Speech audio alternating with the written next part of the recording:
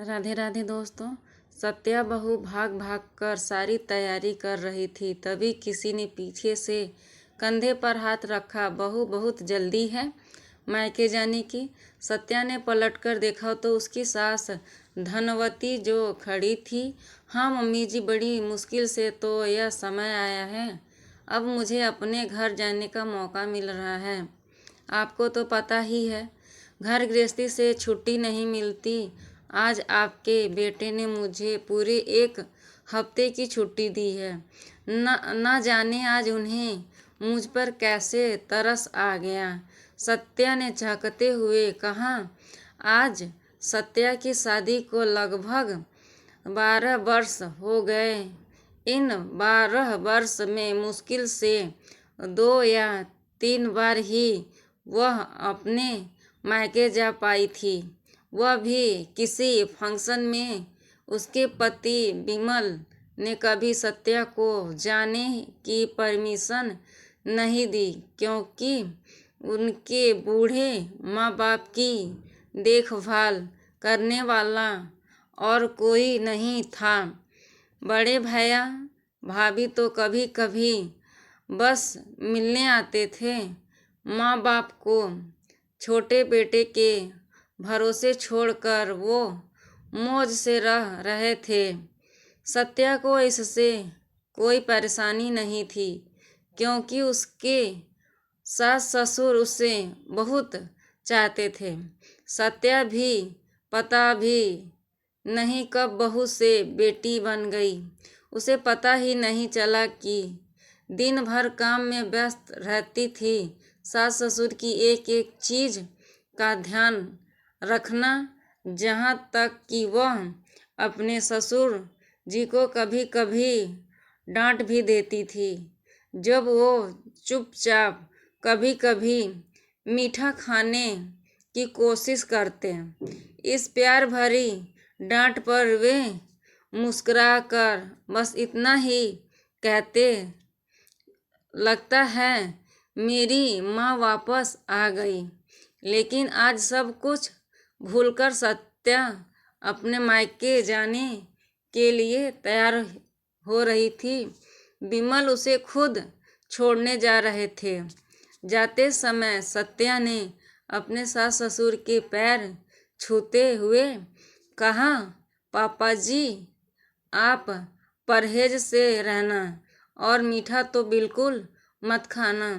Mummy जी मैंने made को बोल दिया है, वो आप दोनों को समय पर दवाई दे देगी। आप अक्सर दवाई लेना भूल जाती हैं।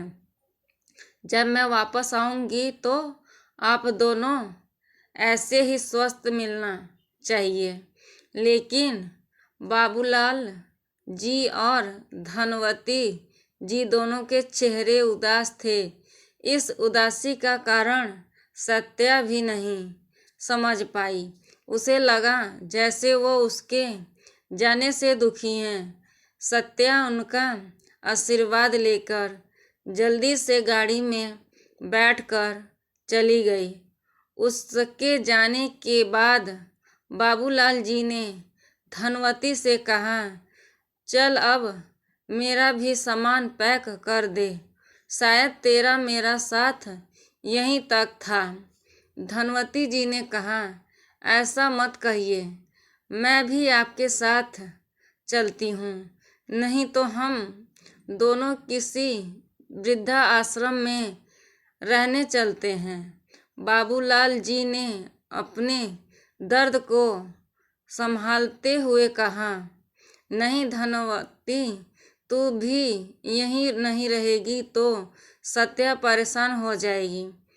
मैं ही चला जाता हूँ। कुछ दिन से उनके बड़े बेटे सुरेश और विमल में बहस चल रही थी। विमल चाहता था कि माँ बाप की जिम्मेदारी वे भी उठाए, लेकिन सुरेश नहीं मान रहा था। तभी दोनों मिलकर समझौता किया कि पापा को सुरेश रख लेगा और माँ को विमल। लेकिन सत्या के रहते यह संभव नहीं था। इसीलिए विमल ने बहाने से सत्या को उसके मायके भेजा था। अगले ही दिन सुरेश अपने पिता को लेने आ गया। धनवती जी का रो रो कर बुरा हाल था। दुखी मन से बाबूलाल जी सुरेश के साथ चले गए। धनवती जी को लगने लगा जैसे उनकी जिंदगी का मकसद खत्म हो गया है। वे चुपचाप अपना कमरा बंद करके बैठी रहती थी, न खाने की सुध न दवाई की। उधर यही हाल बाबूलाल जी का भी था।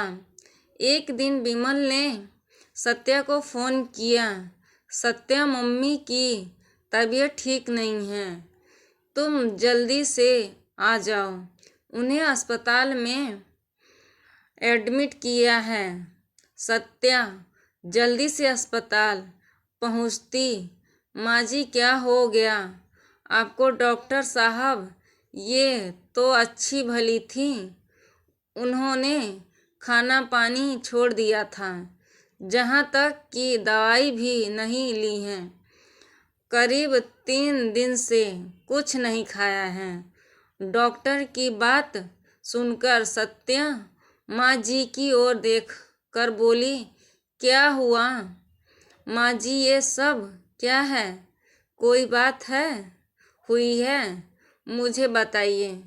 बस बेटी, तू कब बहू से बेटी बन गई पता नहीं चला। तूने हमारा बहुत ध्यान रखा है। बस एक उपकार कर दे, अपने ससुर का ध्यान रखना। मेरे बाद वो बहुत अकेले हो जाएंगे। मैं उनकी जिम्मेदारी तुझे सौंप कर जाना चाहती थी, इसीलिए जिंदा हूँ।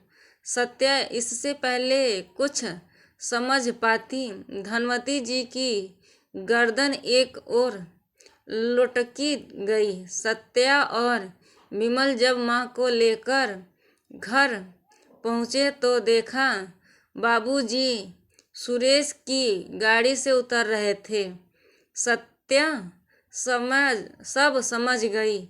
उसने गुस्से से अपने पति विमल को देखा और बोली, जो पाप आपने किया है उसका प्रायश्चित तो मैं भी नहीं कर सकती। इतना बड़ा धोखा मुझसे और अपने माता पिता से, इतनी नफरत। हे भगवान, अब हमें कौन बचाएगा? माँ को तो आपने दिल दुखाया है, उसका प्रायश्चित करने के लिए आपको ना जाने कितने जन्म लेने होंगे। विमल बस फूट फूट कर रो रहा था। मुझे क्या पता था यह सब हो जाएगा। इधर बाबूलाल जी भी गुमसुम से बैठे थे। वो न रो रहे थे न किसी से बात कर रहे थे। सत्या ने जाकर उन्हें संभाला तो वो बोले, बेटी, मेरा आशीर्वाद हमेशा तेरे साथ रहेगा। बस अब मैं जी नहीं पाऊंगा। यह कहकर वे सत्या की गोदी में लुढ़क गए। सत्या ने उन्हें उठाने की कोशिश की, लेकिन बाबूजी जा चुके थे। यह कहानी आपको कैसी लगी मुझे कमेंट और मेरे चैनल को लाइक, शेयर, कमेंट और सब्सक्राइब करना ना भूलें। धन्यवाद।